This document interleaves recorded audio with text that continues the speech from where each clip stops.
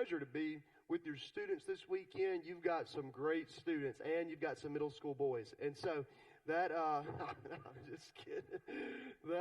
So we've had a great time. I honestly, I've never seen 9 Square be so competitive with so many unathletic children. And I'm kidding again. They were monsters. I got out every single time I stepped foot in that thing. And if you don't know at 9 Square in the areas, that means you don't need to try it, because once you get north of 28, that's whenever breaking hips happens, because I was sure I broke mine yesterday. So that being said, I destroyed that 8th grade guy, and he's no longer with us. But we have been talking about pressing pause this weekend. Basically, the heart of it has been we want our students, and this is a word for all of us, to be able to press pause from the busyness of life, be able to just put a stop on all the things that take our time and take our eyes off of God, and then to really dive deep into prayer, and then prioritizing God's Word. And then the video you just saw was something focused on getting in play, getting in the game. And so, that being said, this morning, if you've got God's Word, your copy of it, Matthew 28 is where we're going to be.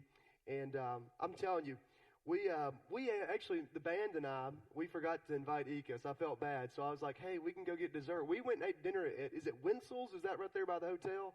Yeah, I'm going to tell you what, we left full, okay? They gave us some coupons in the hotel, and so we went down there, and we ate a lot of Winsel's. And then, of course, we came here. We were with the students, and it was great. Well, then, we had a great night of worship, and usually we would, grab dinner with Ikas, just catch up, debrief, and we forgot Ikas hasn't eaten dinner yet, and he had been so busy. And so we all went to Applebee's last night, and we were like, I'm sure they closed soon. It was 9:30 when we left the church, and they're like, no, we're open till midnight. And we stayed there talking until 11:30. And I have a 1-year-old at home and a wife, and she's my only wife. And so that's a joke. I'm not into that there, but we were, I texted her, I said, I'm home, I'm back at the hotel, and it's the Hamptons, so it feels like home. And and she said, you are going to be sluggish in the morning. And so I say all this to say, I hope I've warmed you up enough.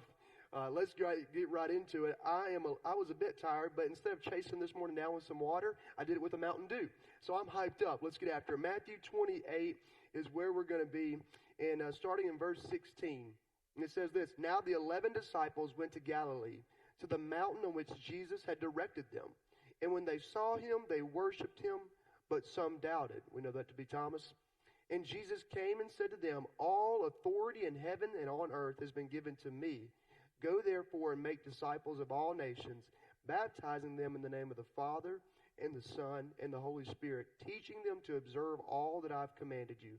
And lo, I am with you to the ends of the age. So this morning, we're talking about getting in play. The first point is this. There's 3, okay?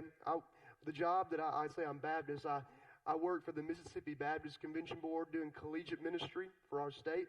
And so I got 3 points. I won't break out of that. So first thing is this, is living a life in play means joining God on his mission. And so we think about what it means to, really this whole passage for this morning, we're talking about the call to serve, the call to ministry, the call to be a part of God's church. It's not an option, it's a mandate. Oftentimes we hear the Great Commission and we see verse 20 saying, lo, I'm with you always to the ends of the age. But if you notice what precedes that is that Jesus is saying that his presence will be with them when they go where he's directed them. Oftentimes our life can be going so fast that we're heading in a direction that is not the direction that God has set before us.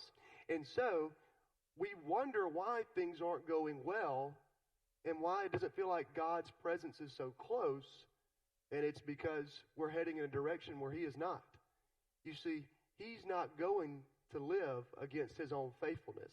God's not going to exist outside of his plan, outside of his will. And sometimes we like to kick God out of the driver's seat and use him as a spare tire, and we want to get in there and just drive it ourselves. And I know if you're like me, that's when I start messing things up. And so we see here the Great Commission, the presence of Jesus being engaged in his mission, it really begins with letting him have the driver's seat. You know, one of the first mission trip I ever went on really was with Ekis, with Robert. And we were in Alabama.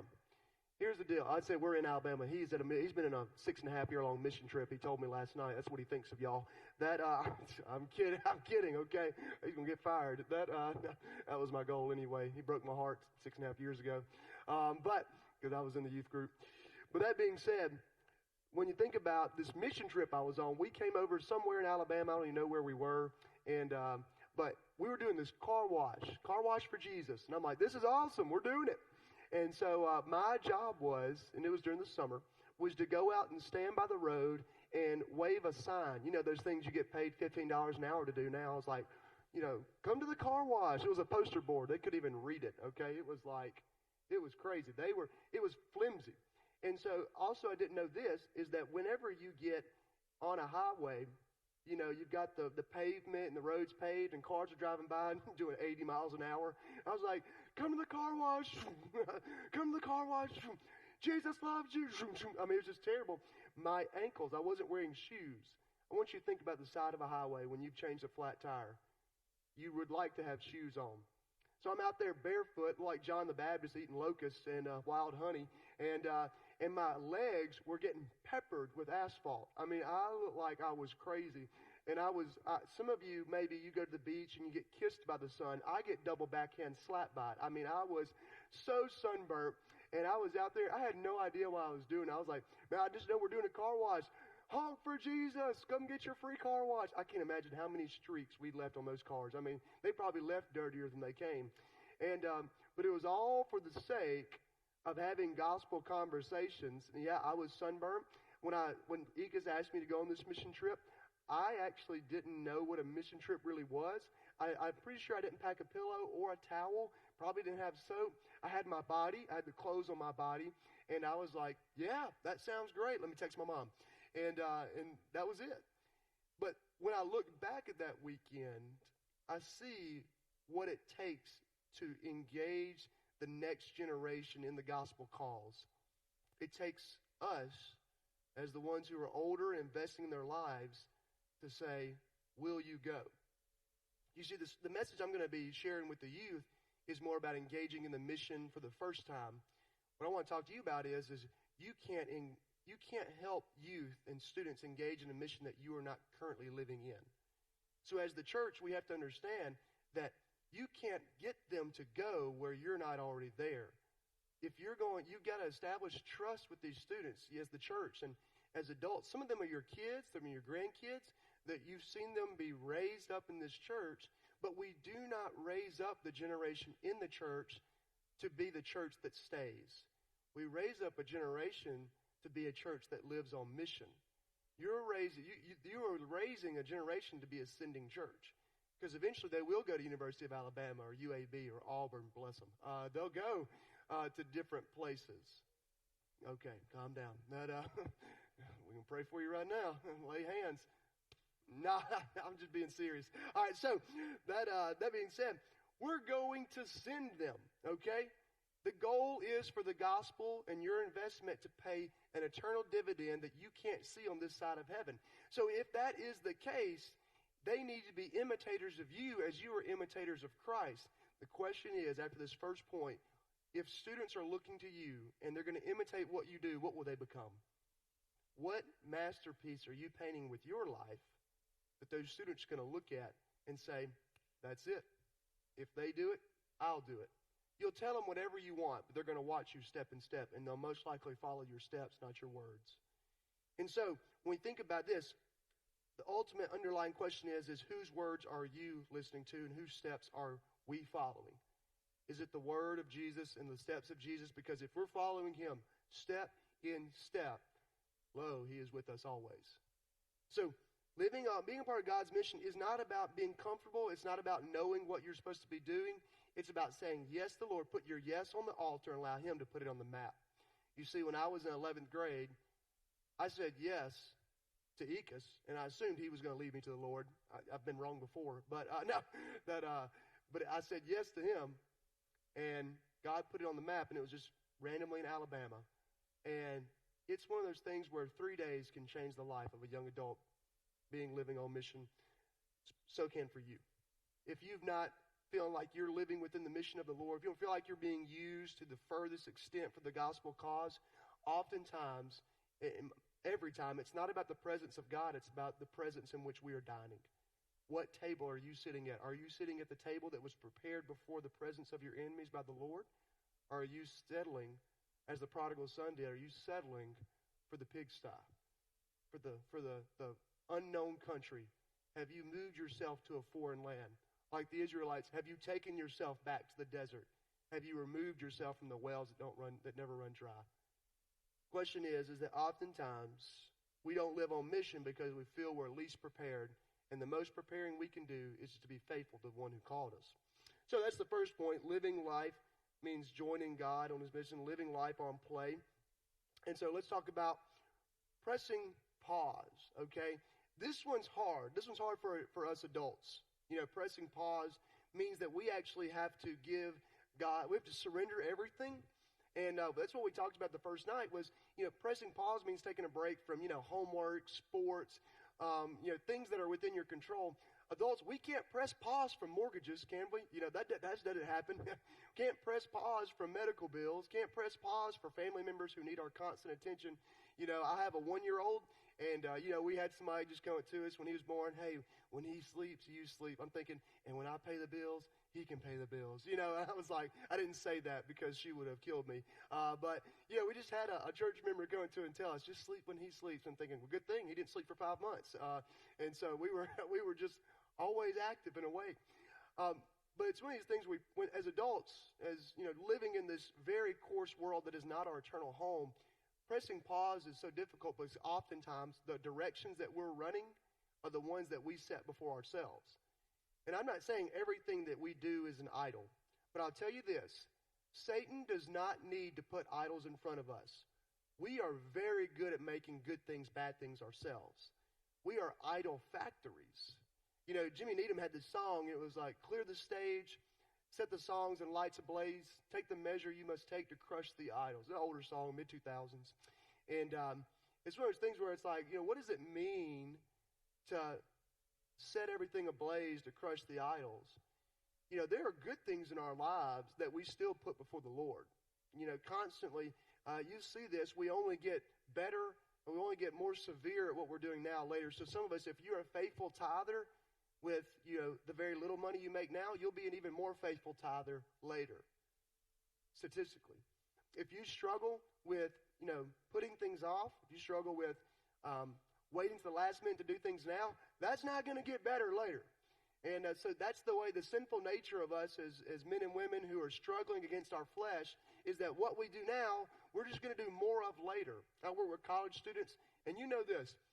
When you are in that young adulthood, that just leaving that adolescence and you're in college, these students are making decisions that are going to impact the rest of their life. I've seen students be arrested for abusing certain substances. I've seen students get into toxic relationships that will affect their future marriage if they do not let God intercede and change them. And constantly I'm ringing the bell saying, listen, if you don't deal with the sin now, time will not heal sin. Sin is a cancer. It's a raging disease, and the only good medicine we have is the love of Jesus. It's all there is. And so we think about pressing pause for us. The reason that we all should be able to press pause now is because if we don't hurry up and let Jesus intercede and stop the madness and the chaos, if we don't let him do it now, what makes us think that we'll do it later? The cure for unhealthy, habits and immorality. Sometimes our college students would think that marriage is the cure for immorality in the dating and intimacy. And I'm like, listen, marriage is not the cure. Marriage is the steroid boost that makes a good thing greater and a bad thing worse. Because it's hard. It's not easy. God has to equip you and strengthen you for that. But if you're not living within God's will, what makes you think it's going to be healthy? Again, oftentimes we try to kick Jesus out of the driver's seat, put him as the spare tire, and we like to take the reins. We need to be able to press pause as adults because in the moments that we press pause, we can be equipped for when we're ready to press play. if you haven't had a time where you've been able to meditate on God's Word, if you're not able to read God's Word consistently right now, you may be setting too lofty goals for the season of life that you're in. Some of you work 50, 60, 70, 80 hours a week, right? Some of you are saying, I don't work that many hours, but my mind is constantly going. I'm constantly worrying. I always say, if you want to kickstart for 21 days, develop a biblical habit, 5-5-5. 5 minutes in God's Word, 5 minutes praying, and 5 minutes encouraging someone within your realm, within your reach, that Jesus loves them. You do that for 21 days, it'll change a lot of people's lives. More importantly, it'll renew you, set your eyes back on Jesus, and help you walk faithfully. If you're saying, man, my walk with Christ is kind of bland right now, you're not drinking from the same cup that I am. But I've been in seasons where it's tasted bland to me too. Taste and see that the Lord is good. Well, that's not bland at all. That's not at all like the chicken fettuccine or whatever I had at Winsel's last night. It was a little bland. The chicken was great, though. But we got to taste and see. That was a joke. Okay, we got to taste and see that the Lord is good. And we got to understand that it's going to require us to press pause and allow God to equip us and fill our cup from the wells that never run dry, and be able to pursue Him and to follow after Him. I love Matthew verse 19. It says, Go therefore and make disciples of all nations, baptizing them in the name of the Father, the Son, and the Holy Spirit. Let's talk about the Great Commission. Go is a big word. We're like, let's go, And oftentimes there's 1,000 mission trip T-shirts out there about go, go, go. And it's one of those things where the emphasis here in the Greek, this Koine Greek, the emphasis is not on the word go, but make disciples. That is the emphatic role of us as the church, is to make disciples, to imitate Christ, and then turn around and teach those who are younger. Paul to Timothy. There's no such thing as, hey, we're church members, or hey, we're just sitting here as there's just kind of hierarchical scheme. No. The church was founded on kingdom family. 2 Timothy 1 says it pretty well. To Timothy, my true son in the faith. Yes, we're brothers and sisters in Christ, and we're fathers and mothers in Christ as well. Grandfathers and grandmothers in Christ. This is kingdom family. And so it should be organic. We should see the highs and see the lows. If we're not seeing the great sides and worst sides of people, then we're not family. But we should be okay understanding that Christ has called us to be one amongst each other as He and the Father were one. That's what He was praying in the Garden of Gethsemane before He took the cross, before He was arrested. And so we talk about making disciples. We're pressing pause because we want to be equipped to do the role that's too big for just one of us. Making disciples is not a ministry of the person, but of the church. God has called all of us to be the church and to make disciples. And so, the second point is that we would live that out. I'll tell you this, Paul, when he talks to Timothy, it's like a father to a son.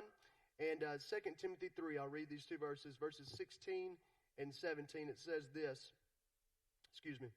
It says, all Scripture is breathed out by God, profitable for teaching, for reproof, for correction, for training in righteousness, that the man of God may be complete and equipped for every good work. In your season of Paul's church, if it's not led by God's Word, it will just be a momentary glimpse of what could have been. If you take a step away, basically meaning this, let's talk about if you're trying to run a marathon with a weight jacket. If you're a fireman in the room, you get it. But if you're just a regular dude like me, just standard athletic build with huge biceps like me, then you don't run a marathon with a weight vest. Some of you are smiling. That was a joke. But I'm going to tell you, when you sign up for a marathon, 50 pounds on your back doesn't sound fun. Doesn't sound good for your knees either. Neither does running a marathon. But you don't put the extra weight on. Some of you are walking around. We're in seasons where we've put on all this extra baggage, all this extra pressure, and we've got this weight. And Jesus is saying, lay it at the foot of the cross. And so what we do is we say, fine, God, I'll give it to you. So we take off the vest and we lay it down. We take the weights off, we lay them down. But then we don't do what's next. We flee from sin, but we don't run towards righteousness.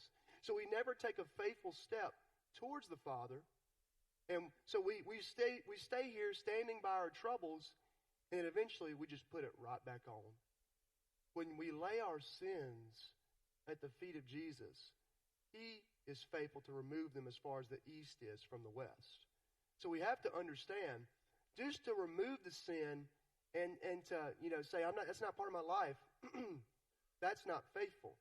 That's obedience, and that's important. Be obedient, put it off. Faithfulness is taking the steps forward, not knowing where God leads, but knowing, trusting that He will supply for our every need. We've got to lay off the burdens and then run fast for Jesus. Run fast towards Him. So that's what it means to pause. Be equipped, be ready. Lead with God's word because you'll return empty without it. And so the last point is this, okay, third point. God is with us as we go. I mentioned it earlier. As we go in His name for His kingdom, that is when His presence is among us. And I can't explain the presence of God other than it is awesome. Full of awe. The Holy Spirit, the same Spirit that searches the full depth of God, is the Spirit that's within residence in our heart. And so when I read the Great Commission, and I see that Jesus was telling the disciples, go. Do not pack a bag. Put sandals on your feet and know that I will supply it all. And if the house doesn't accept you, you dust off your sandals and go to the next place. It's not comfortable, but it's faithful. And ultimately we understand if we're comfortable here on earth, then we may not recognize what eternity is going to look like because this will pass away.